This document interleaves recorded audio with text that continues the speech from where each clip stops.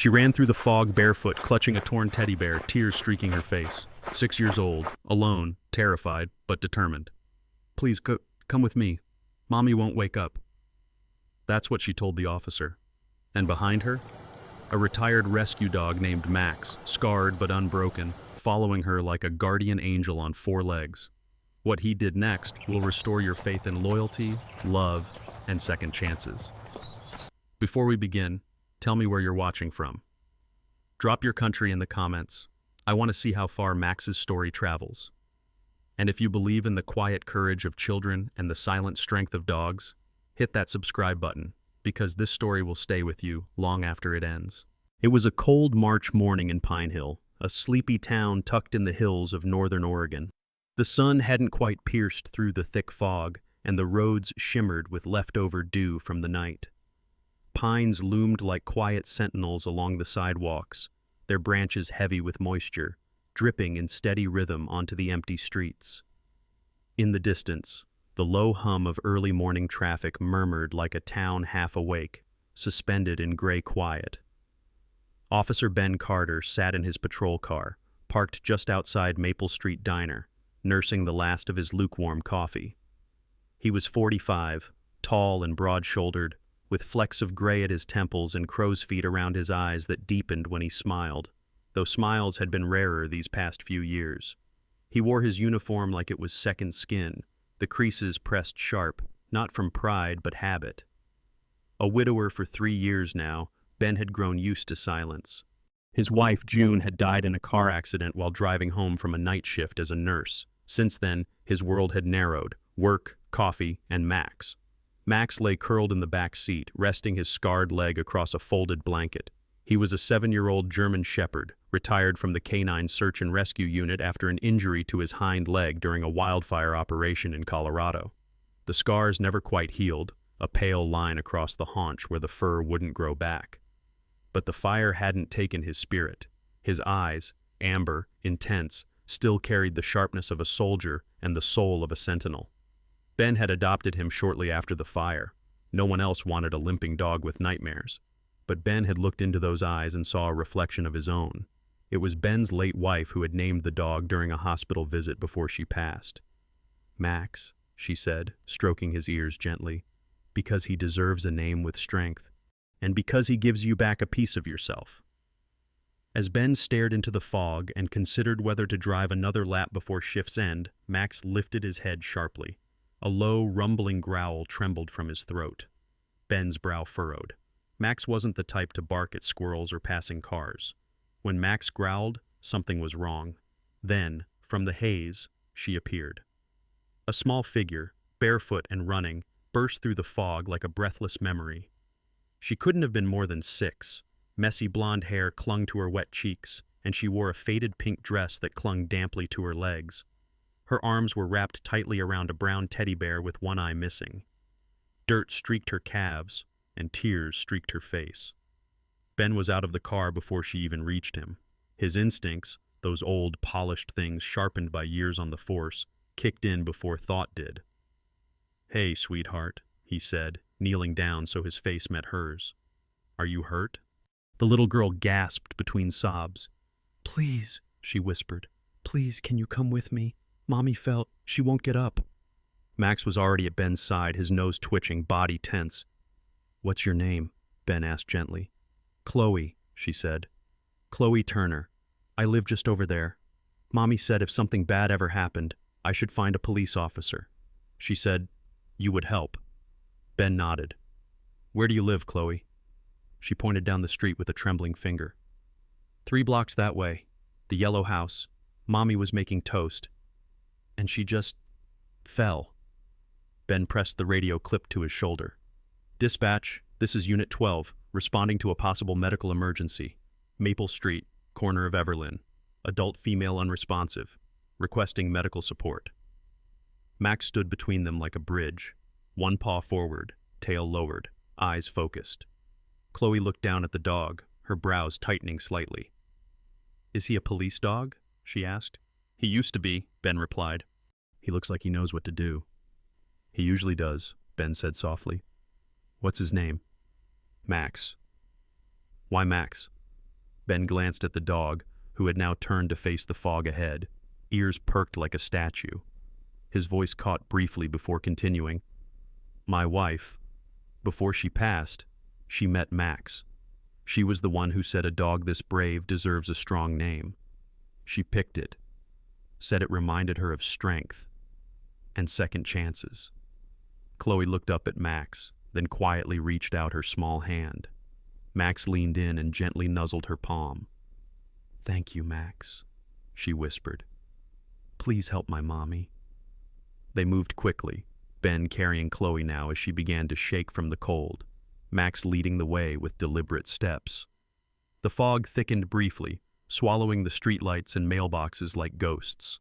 The only sound was the rhythm of Max's paws on the sidewalk and Chloe's soft breaths as she clutched her bear and pressed her face into Ben's shoulder. As the yellow house came into view, Max suddenly stopped, growled low, then sprinted ahead toward the open front door. Ben ran after him. Inside, the scene was silent and still. A small kitchen, burnt toast in the toaster, and on the linoleum floor a woman lay sprawled, early 30s, pale, her dark hair fanned out beneath her. Her chest rose in shallow, irregular jerks. Lauren Turner, Chloe's mother. Ben gently laid Chloe on the couch. Max was already beside the woman, nudging her shoulder with his nose, whimpering softly. Ben checked for a pulse. Faint, but there. He found a bottle of heart medication on the counter. Open, one pill on the floor, the rest scattered. Dispatch, he called again. Subject located, alive, unresponsive, heart medication on scene, immediate medical support required. Chloe stood silently at the kitchen threshold, hugging the bear. She's the best mommy in the world, she said quietly. She just didn't want me to worry. Max turned his head slightly, looked at Chloe, then at Ben, and whined. Ben sat back on his heels, placed a hand on Max's head. She's not alone now, he said. Outside, the sirens began to rise through the mist. The fog had thickened as they moved along the cracked sidewalk, curling around the trees and lampposts like silent gray fingers. Chloe clung tighter to her teddy bear with one hand, her other hand tucked protectively inside Officer Ben Carter's. Her little legs struggled to keep up with his long strides, and every few steps she would stumble slightly, but never once did she ask to stop. The determination in her wide blue eyes outshone the morning sun that still hadn't broken through the haze. Max, the aging German shepherd with a scar tracing his right flank, trotted several paces ahead, ears sharp, nose twitching. His limp was slight but noticeable, a reminder of his past battles. But this morning, urgency overpowered any pain. He moved like a sentinel cutting through the mist, his senses stretched outward, alert for what they couldn't yet see. Ben glanced down at the little girl beside him. Her blonde hair was plastered to her cheeks from sweat and tears, and her thin pink dress wasn't made for cold air like this. He shrugged off his duty jacket and gently draped it over her shoulders, tucking it tight. You warm enough, Chloe? He asked. She nodded wordlessly, but her voice came seconds later. She was making toast. I smelled it. Then I heard a crash. I thought she dropped something, but then it was quiet. I called her name a bunch of times. Then I ran. Ben squeezed her hand gently. You did the right thing. She told me to, Chloe said. She always says if something really bad happens, I need to find a police officer. And a good dog. Not just any dog. One like Max. Ben looked ahead at Max, who had now paused at the corner of Holly Lane. The dog's body was still, frozen in a stance that Ben recognized. Tail rigid, head turned slightly to the left, nose flaring. Stay behind me, Ben said softly, moving Chloe to his right side. Max took 2 steps forward and let out a low growl. Out of the fog, near a rusted dumpster beside the old hardware store, a figure emerged. A man, tall and thin, with long, unkempt gray hair and a beard that hung like a curtain over his chest, was sitting on an overturned shopping cart. He wore a heavy brown trench coat several sizes too big and boots wrapped in duct tape. His eyes were bloodshot but not wild, more lost. Ben recognized him. His name was Todd Meller, a local homeless man in his 60s who'd been wandering Pine Hill for years. Ben had spoken to him a few times, offered him coffee, once helped him find shelter during a storm. Morning, Todd, Ben called out, keeping his tone neutral. Max remained motionless, his eyes fixed on the man. Todd blinked. Didn't mean to startle, he said, voice hoarse. Saw the kid running. Didn't know if she was lost. Chloe tightened her grip on Ben's hand. She stared at Todd, trying to decide if he was friend or danger. She's with me, Ben replied. You all right out here? Todd gave a slow nod. Had a rough night, but not bothering no one. Ben looked at Max, then back to Todd. Appreciate you staying put while we pass. Todd raised his hands in surrender and leaned back. You got it, officer. That dog. He remembers me, don't he? That one, Chloe said suddenly, pointing to a pale yellow house with white trim that had begun to peel away. The front gate hung crooked, and a single child's bike lay abandoned in the yard. Max's growl faded to a low hum, and then silence. The dog looked at Ben and gave a single bark before turning forward again, satisfied. Chloe exhaled in relief. Was he going to hurt us? Ben shook his head. No, he's just someone having a hard time. But Max wasn't sure yet. That's his job, to be sure. Chloe looked at Max like she was seeing more than a dog. He knows things. They moved past the alley, Chloe now slightly more relaxed. The neighborhood began to change, houses closer together, yards more overgrown, and mailboxes rusted from years of neglect. Pine Hill was like that. One street calm and painted, the next a shadow of its former self.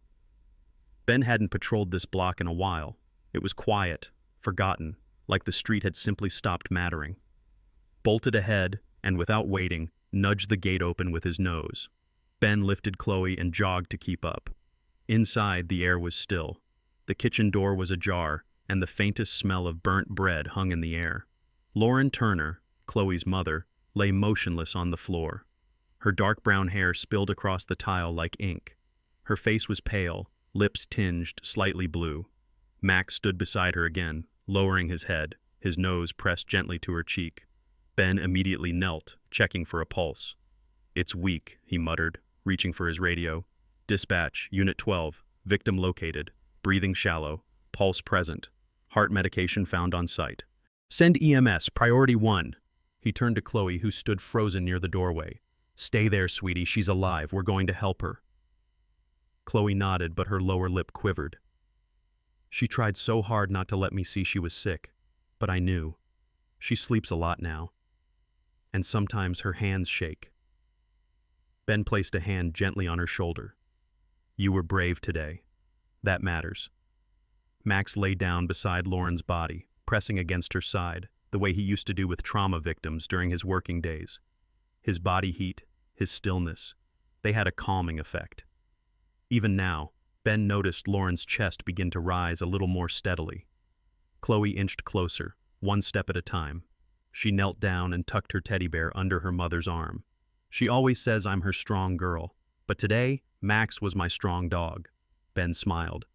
You make a good team. Outside, sirens began to pierce through the fog. The walls of the Turner household seemed to hold their breath. The moment Officer Ben Carter stepped inside with Chloe clinging to his arm, the weight of stillness was almost crushing. It wasn't just quiet, it was the kind of silence that held sorrow in its bones. The little yellow house that Chloe had so confidently pointed out was now thick with the smell of burnt toast, cold tile, and panic. The morning fog had slipped in through the half-cracked front door, rolling lazily along the hardwood floor and settling into the kitchen like a ghost. Lauren Turner lay sprawled across the kitchen floor, her legs twisted beneath her, dark hair tangled and spread across the linoleum. Her skin had lost its warmth, her lips carried a bluish tint, and her chest rose only slightly with each strained breath. She was in her early 30s, with soft features that even unconsciousness couldn't erase. There were lines under her eyes, too deep for someone her age, and the faint shadow of exhaustion lived in her cheeks. Years of working long nursing shifts, raising Chloe alone, and pushing through worsening heart issues had drained her slowly, and this morning, her body had finally failed her. Max stood beside her, not moving. His large body was tense but still, like a sentinel carved from stone. His tail rested flat against the floor, ears tilted slightly back in alertness. He leaned forward, nose gently brushing Lauren's arm, as if willing her back to consciousness through sheer presence. Ben moved quickly, kneeling beside Lauren and feeling for a pulse. Still there, he muttered, faint, but not gone. He reached for his radio. Dispatch Unit 12. I've got a female victim unconscious, shallow respiration, weak pulse. Medication is scattered on scene. Request EMTs to this address now. Immediate response needed. His voice was calm, steady, but beneath it, adrenaline surged. As he examined the space around Lauren, his eye caught the corner of a white plastic bottle peeking from under the refrigerator. He reached for it carefully and tugged at free prescription medication. The label read metoprolol, a common beta blocker. For heart conditions. The lid was loose, pills spilled. One lay crushed near the toaster. Another sat under the radiator, warped by heat. The bottle must have fallen unnoticed when she collapsed, denying her the medication that could have stabilized her. She tried to take her medicine, Ben said quietly, almost to himself. Chloe stood a few feet away, her little hands clutched tightly around the teddy bear, her lower lip trembling. She didn't cry. Not anymore. She had passed that point. "She always takes it with tea," Chloe whispered. "But we ran out of sugar, so she said she'd drink it plain." Ben turned. "You did good, Chloe. You got help. She's alive, and we'll keep her that way." Max let out a soft whine, and Chloe moved closer. She knelt beside her mother, still clutching her bear, and with slow, careful fingers, she slid it between Lauren's arm and chest. The bear's one good eye looked upward, and Chloe's lips quivered as she pressed it gently against her mother's side. "You can't leave us, Mama," she whispered. "You can't leave me. Or Max. We need you. He needs you." Ben turned his gaze from the intimate moment and looked toward the living room. He moved quickly and opened the front door wider for the paramedics, who were just pulling up to the curb. The red and white flash of lights bled through the fog as two EMTs approached the house, gear in hand. One was a tall woman named Carrie Willis, mid-30s, with dark skin and an athletic build. Her braids were pulled back tight, her expression sharp and composed. Carrie had worked in Pine Hill for over a decade and was known for staying calm even in the messiest emergencies. Her partner, Matthew Mac Kessler, was younger, about 27, with a freckled face, sandy hair, and an almost too chipper demeanor for someone working in trauma. Still, his hands were steady, and his focus was absolute when it mattered. Ben stepped aside to let them through. Victims Lauren Turner, heart condition, collapsed while preparing breakfast. Weak pulse, shallow breathing. Pills were on the floor, likely missed her dose. Carrie knelt by Lauren, fingers moving efficiently to check vitals. "BP's low. She's in bradycardia. Get the bag and IV, Mac." Chloe stayed silent as the scene unfolded around her. Max remained at Lauren's side until Carrie gently nudged him back. "Easy, boy. We've got her now." Max stepped aside, reluctant but obedient.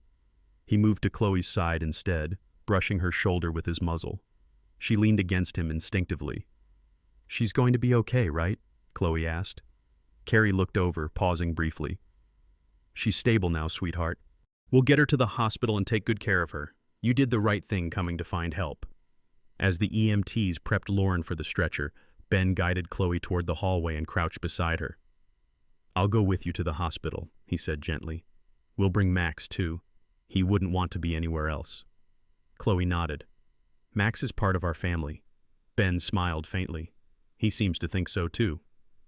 As Mac and Carrie lifted Lauren onto the stretcher and began rolling her toward the ambulance, Max trotted behind, never more than a few feet away. The morning fog had started to lift. For the first time since sunrise, the golden hue of daylight broke through the gray, casting long shadows across the porch as Chloe stepped outside, still holding her bear. Ben scooped her up into his arms. "Come on, kiddo. Let's go help your mom." The emergency room at Pine Hill General had the kind of light that made everything feel sterile, not just clean, but emotionally distant. Fluorescent bulbs buzzed overhead, bathing the pale green walls and scuffed linoleum in a faint, clinical glow. The air was thick with the scent of antiseptic, faint coffee from the vending machine, and the vague hum of machinery beyond the double doors. It was a place where time didn't tick but waited, suspended between hope and dread. Chloe sat in a too large plastic chair with her legs pulled up, arms wrapped around her teddy bear, its one eye pressed against her cheek. Max sat beside her on the floor, his body pressed close to hers, acting as both blanket and wall. His thick fur brushed her side every time he shifted, and she clutched a tuft gently, anchoring herself to his steady presence. His eyes never closed, never drifted. He was alert, not with tension, but with readiness. Ben sat a few chairs away, watching them in silence. The events of the morning were beginning to settle in his bones, a weight both familiar and exhausting. He ran a hand through his short-cropped hair and exhaled slowly. Every few minutes he glanced toward the emergency wing doors, waiting for someone, anyone, to emerge with news about Lauren Turner. He remembered this waiting room all too well. 3 years ago, it was where he had sat, alone, hands clenched, while his wife June lay on the other side after the car crash. She hadn't made it. The hospital had done everything, but time and blood loss had already made the decision. That morning, a nurse had sat beside him, not saying much, just placing a gentle hand on his shoulder. She didn't offer hollow reassurances or forced comfort. She simply stayed. When he had finally looked at her, her eyes had been red, but calm. She was young, dark-haired, with a tired kindness in her expression that made her look older than she was. He hadn't thought about that moment in years, until now. The ER doors opened, and a nurse stepped out, scanning the room. Ben stood. "How is she?" The nurse, a woman in her late 40s with auburn hair pulled into a neat bun and square-framed glasses perched on a sharp nose, approached. Her name tag read Marilyn Beckett. She moved with the practiced grace of someone who'd spent decades in hospitals but hadn't let cynicism replace her compassion. "She's stable," Marilyn said. "Still unconscious, but her vitals have improved. We've moved her to observation for the next 12 hours. She responded well to the IV and oxygen. Your report helped. The med bottle you brought in gave us context." Ben nodded, relief loosening the tension in his shoulders. "Thank you." Marilyn glanced down at Chloe, then crouched in front of her. "Hey there, sweetheart. Your mom's a fighter. She's resting now, but she's going to be okay." Chloe's eyes filled again, but she blinked the tears away. "Can Max see her?" Marilyn tilted her head. "Max?" Ben gestured to the dog. "He's a retired search and rescue. Well-trained. Calm. He hasn't left her side all morning." Marilyn studied Max thoughtfully. "Wait, is this the same Max that pulled those 2 kids out during the Millridge Pass snowstorm 3 years ago?" Ben raised an eyebrow. "You remember that?" "Hard to forget. I was working night shift that week. Everyone was talking about the ghost dog that sniffed out a car under 6 feet of snow. That was Max?" Ben nodded. "Same dog, just with a few more gray hairs now." Marilyn smiled. "Let me talk to the attending. Maybe we can make an exception." As she walked off, Chloe looked up at Ben. "She remembered Max, too?" "Yeah," Ben said softly. "Max is kind of a legend." "I knew he was special." Ben sat beside her. "You're holding up really well, Chloe." The little girl looked away. "I just don't want her to wake up alone." Ben understood that, deeply. Minutes passed. Max shifted slightly, laying his head across Chloe's lap. She stroked the fur behind his ears absently, her mind drifting. The quiet of the waiting room was interrupted only by the distant buzz of intercoms and the occasional shuffle of nurses' shoes against tile. The doors opened again, and Marilyn returned. "She can have one visitor. I cleared it with Dr. Kim, Max included, as long as he stays calm." Chloe stood quickly, Bear still clutched in her arms. Ben rose too. "I'll take her," Marilyn said. "It might be better if Mom sees a familiar nurse." Chloe paused. "You know her?" Marilyn nodded. "I trained Lauren when she was fresh out of nursing school. She worked nights here for 2 years before transferring to home care. Always took the hard cases. Never said no to overtime. She's got a big heart. Just forgot to rest it sometimes." Ben watched as Chloe and Max followed Marilyn through the swinging doors. He stayed behind, giving them space. Lauren's room was small and dimly lit. Machines beeped steadily, and the soft hiss of oxygen filled the air. Lauren lay still, but her skin had regained color and her breathing had evened out. As Chloe approached, Max paused at the doorway, waiting for permission. Marilyn gave a nod, and he padded inside, moving quietly to the foot of the bed, where he laid down without a sound. Chloe climbed into the chair beside her mother and reached out, brushing a strand of hair from Lauren's forehead. "Hi, Mama. It's me. I brought Max. He stayed the whole time. He didn't let me be scared." Lauren didn't respond, but her eyelids fluttered briefly. "I gave you my bear, remember?" Chloe whispered. "So you wouldn't be alone." Behind her, Max let out a slow, deep breath, and the room settled into a kind of peace. The air in Lauren Turner's hospital room was still, soft with the rhythmic hum of machinery and the slow, steady beeping of the heart monitor. Afternoon light filtered through the window blinds, casting slatted golden shadows across the bed, the pale sheets, and the wall where Chloe's little drawing now hung. She had taped it up just before settling beside her mother again. It showed Max, with exaggerated paws and floppy ears, drawn in crayon with great effort. On his back were two broad angel wings, and across his chest, a red S, like Superman.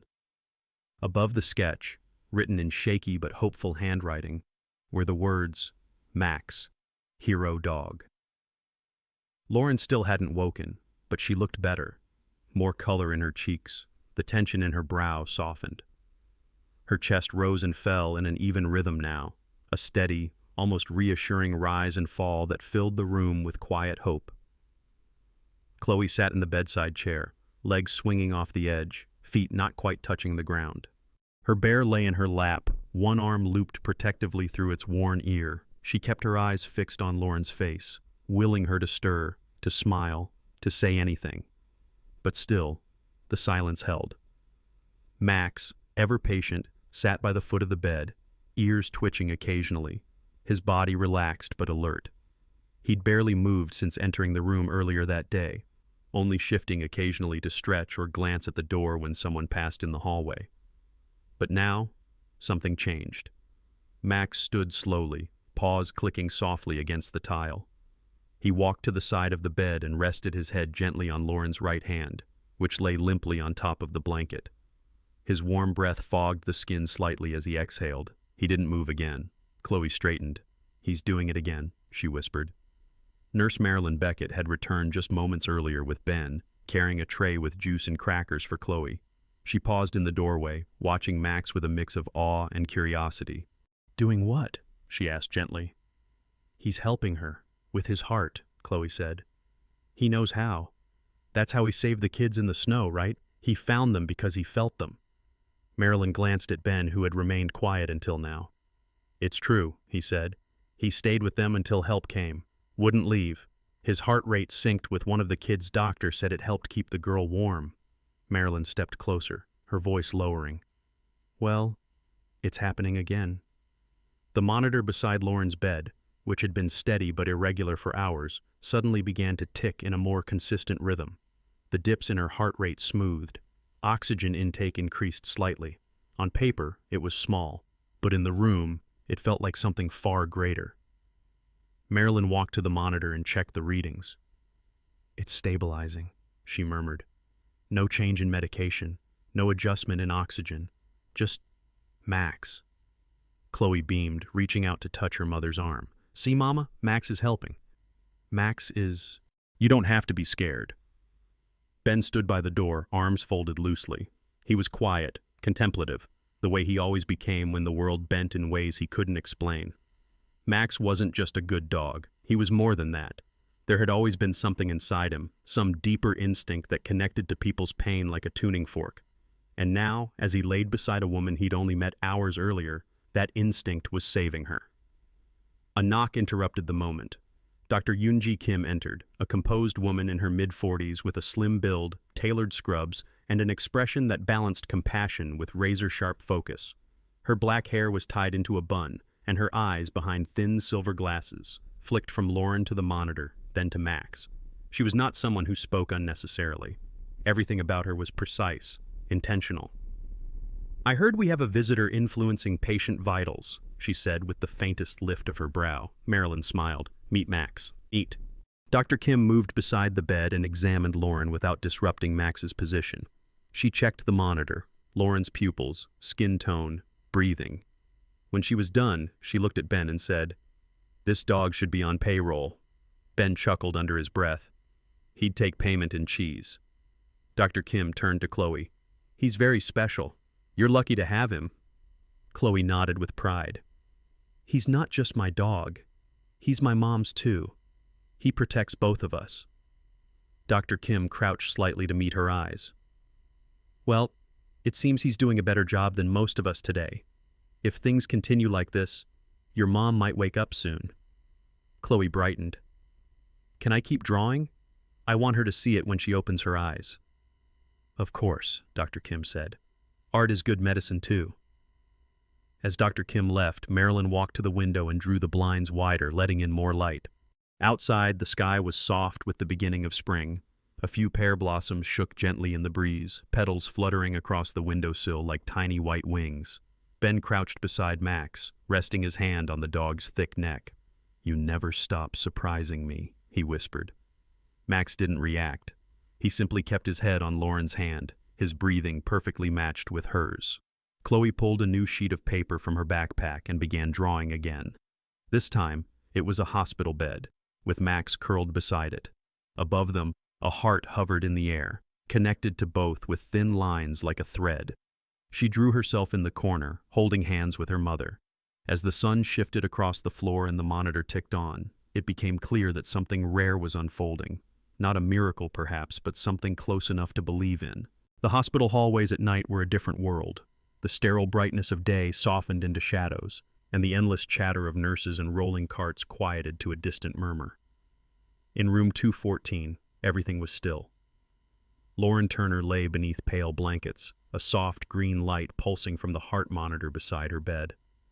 She hadn't stirred since Max had rested his head on her hand hours earlier, but her vitals had remained stable until now. At precisely 2:46 a.m., Max's ears twitched. He lifted his head, nostrils flaring. A faint tremor ran through his body, followed by a low whimper.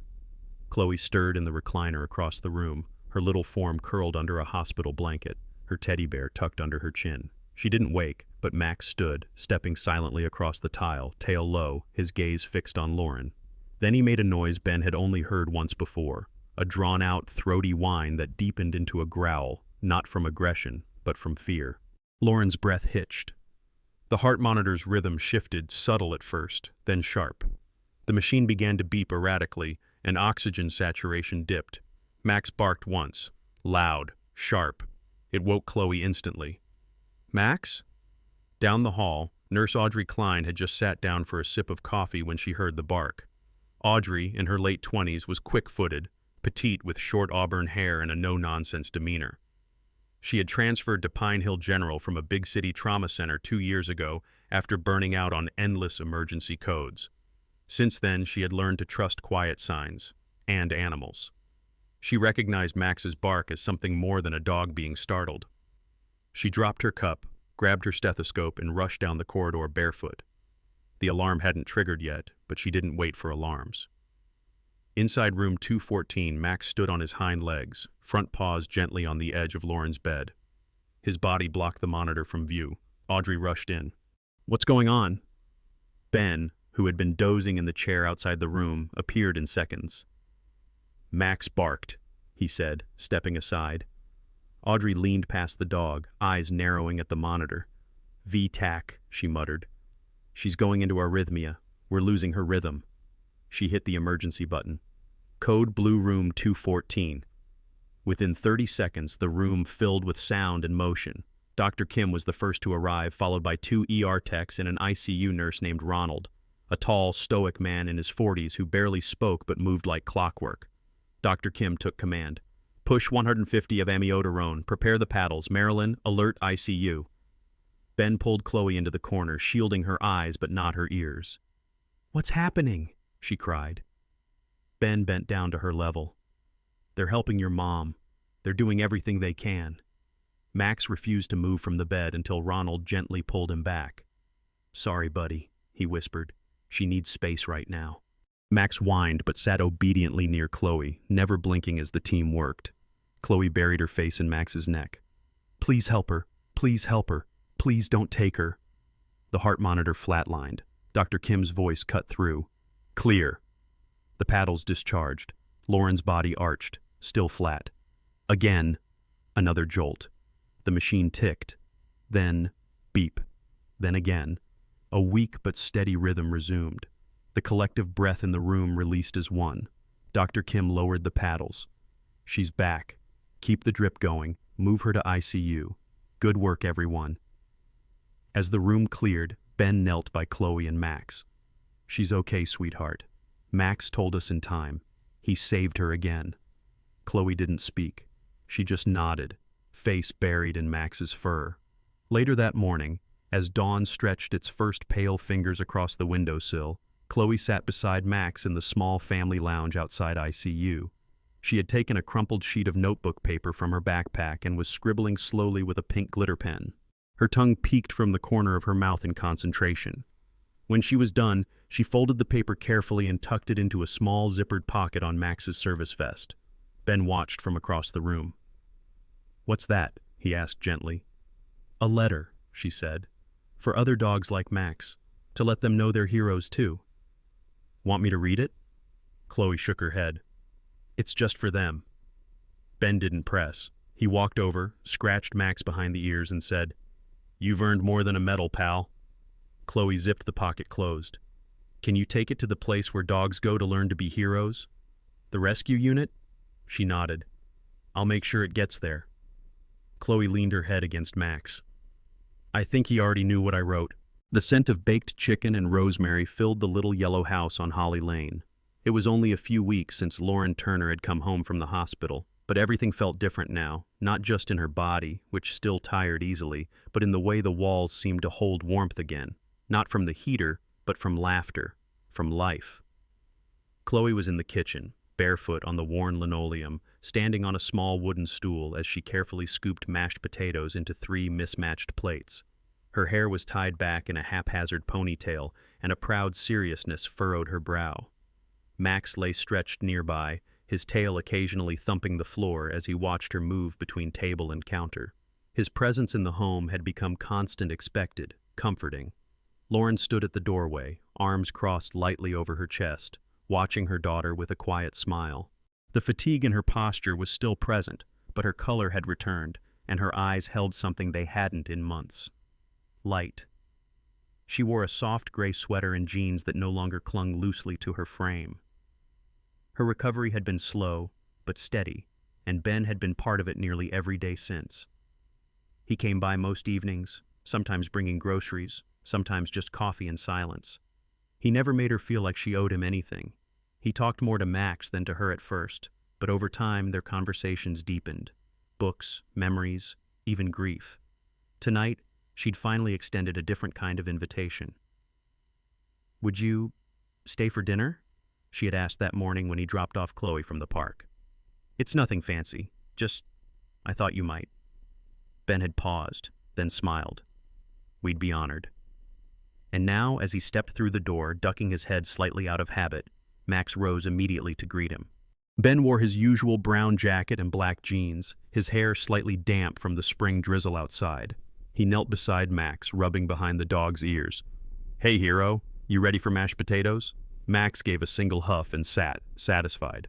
"Officer Ben," Chloe called out, holding up a plate with 2 slightly lopsided chicken legs. "I made this one for you." Ben took it with both hands. "Best-looking plate I've ever seen." Dinner was served at the small round table in the corner of the living room, where an old bookshelf stood full of cookbooks, coloring pages, and half-broken toys. Lauren sat across from Ben, Chloe in between them, Max stretched out like a rug near their feet. They ate quietly at first. Lauren told stories from the hospital, gently laughing about how one of the nurses caught Chloe trying to bribe Max with graham crackers to sneak into the ICU. Chloe added dramatic sound effects, and Ben listened, offering smiles more than words. At one point, Chloe slipped from her chair and padded over to the sideboard drawer. She returned holding a small bundle wrapped in tissue paper. "I made something," she said, standing beside Max. "It's a present." Max sat up as she unwrapped the bundle. Inside was a simple necklace twine braided with red and blue yarn, with a round wooden button dangling in the center. On the button, using markers and uneven lettering, Chloe had written the word, "Hero." Ben leaned forward, eyebrows lifting. "Did you make that?" "All by myself," Chloe nodded. "I call it the Hero Badge." She reached forward and carefully placed the necklace around Max's neck. The dog held still, as if understanding the ceremony. Chloe stood back, admiring her work. "Now everyone will know." Lauren's eyes glistened, but she blinked quickly. "It's perfect," she said softly. Max didn't move. He simply sat tall, wearing the badge like a medal. His eyes found Chloe's and held there, still and deep. Ben cleared his throat. "He wears it well." They continued eating, and for a while the only sound was silverware against ceramic and the occasional bark from a neighbor's dog outside. Then, as Chloe began to yawn and lean against Max's flank on the floor, Lauren looked across the table at Ben. There was something different in his gaze. He wasn't looking at her like a patient, or a single mother, or even someone he'd once met in grief. He was watching her now as someone fully present, someone laughing again, protecting again, giving again, and she was watching him the same way. "I forgot what it felt like," Lauren said quietly, "to have someone else at the table." Ben didn't answer right away. Instead, he looked at Chloe curled beside Max, her hand resting on the dog's back. Then he looked at Lauren. "You didn't forget," he said. "You just waited." Lauren looked down, smiling into her lap. "It's been a long wait." "Worth it," Ben replied. The moment passed like the hush before spring rain. Gentle, unspoken, real. Later that night, after Ben had helped carry Chloe to bed, her small fingers still clutched around the hem of Max's vest, he stepped out onto the porch. Lauren followed, arms wrapped around herself in the cool air. "Thank you," she said, "for everything." Ben looked at her. "It's Max. I just follow his lead." Lauren shook her head.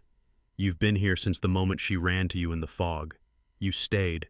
He gave a small smile. "So did you." They stood in silence a while, the porch light casting a soft glow around them. Somewhere nearby, a night bird called once, then again. Inside, Max shifted beside Chloe's bed, the yarn necklace catching the light like a tiny medal. And in that house, for the first time in a long time, a new kind of warmth began to take root. The Pine Hill Spring Festival came every April, like a promise. Booths lined the town square with homemade crafts, cotton candy, secondhand books, and jars of pickles with checkered lids. The local band played classic folk tunes on the gazebo stage while kids painted each other's faces and chased bubbles through the grass. But this year, the festival felt different, warmer somehow, as if the whole town had held its breath all winter and was finally allowed to exhale. Max stood near the center of it all, regal and calm beneath the dappled spring light. His coat had grown thicker since winter, shining black and bronze in the sun, and around his neck, Chloe's yarn hero badge swung gently with each movement. Over his back was a crimson cape, stitched unevenly but with great care. It fluttered as he walked, and the crowd noticed. Adults smiled, children whispered, some pointed shyly. "That's him," they said. "That's Max." 3 months had passed since the hospital. Since the night Max barked loud enough to wake the walls and help save a woman's life. And today he wasn't just a dog, he was part of something bigger. He now lived mostly with Chloe and Lauren, though Ben remained a constant in his life. They called it shared custody, like it was a game, though everyone knew Max had chosen where his heart stayed. At night, he curled beside Chloe's bed. On weekends, he and Ben went on long walks through the trails behind town. He was no longer just a retired rescue dog. He was family. Chloe stood beside Max now, wearing a yellow sundress with sunflowers on the hem and a wide straw hat that kept slipping sideways on her head. She held Max's leash in one hand and a sheet of paper in the other, creased and slightly smudged, with words she had practiced for days. At the front of the gazebo stage, a woman named Miss Paulette Leary introduced the next speaker. Miss Paulette was the community center's director, an older woman in her 60s with short silver hair and a voice that carried like a wind chime on a stormy day. Known for her theatrical flair and a wardrobe of bright scarves, she waved Chloe forward with a grin. "Next, we have someone very special," Paulette said, voice echoing from the mic. "A story of courage, kindness, and the kind of friendship that changes lives. Please welcome Miss Chloe Turner and her hero, Max."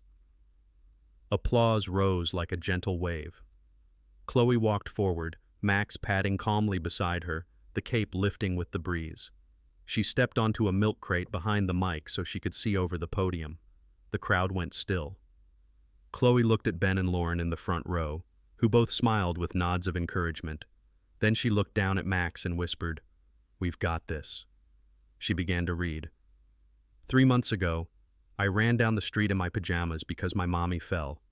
I was scared, and I didn't know what to do. But Mommy always told me that if something bad happened, I should find a policeman and a good dog, so I found both.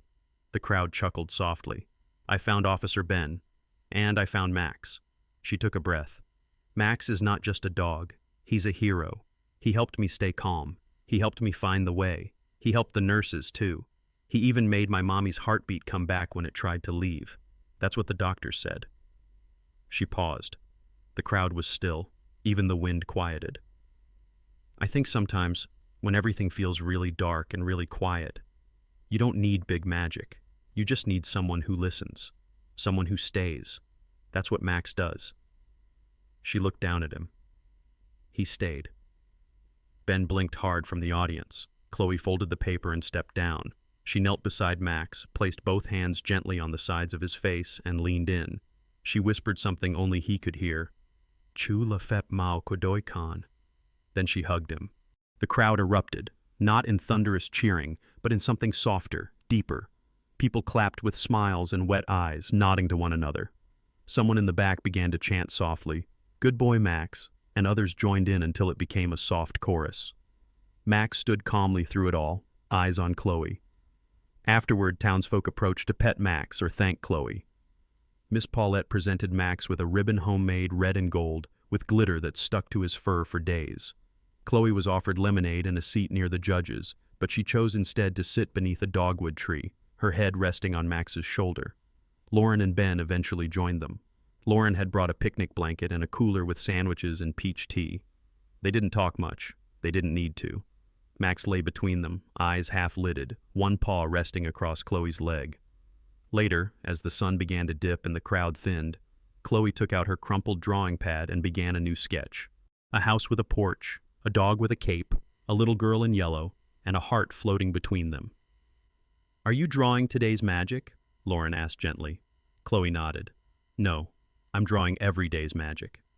And Max, ears twitching, exhaled deeply and fell asleep in the grass cape rippling slightly, badge shining beneath the tree. Sometimes the greatest miracles come not in the form of lightning from the sky, but in the quiet loyalty of a dog, the courage of a little girl, and the unwavering kindness of those who choose to stay.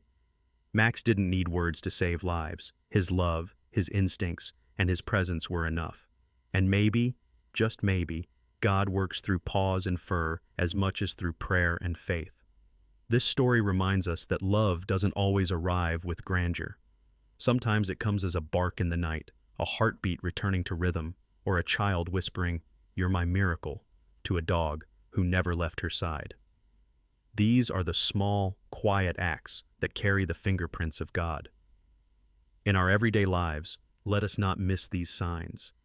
They might be hiding in loyalty, in sacrifice, in the quiet watching of someone who cares. Let us be more like Max, steady, present, faithful. If this story touched your heart, please share it with someone who believes in second chances. Leave a comment below and tell us what part moved you the most. And if you believe that miracles still happen, sometimes through fur and faith, hit that subscribe button. May God bless you, your family, and all who watch over you, even the four-legged angels. Comment Amen if you believe there are still miracles in this world.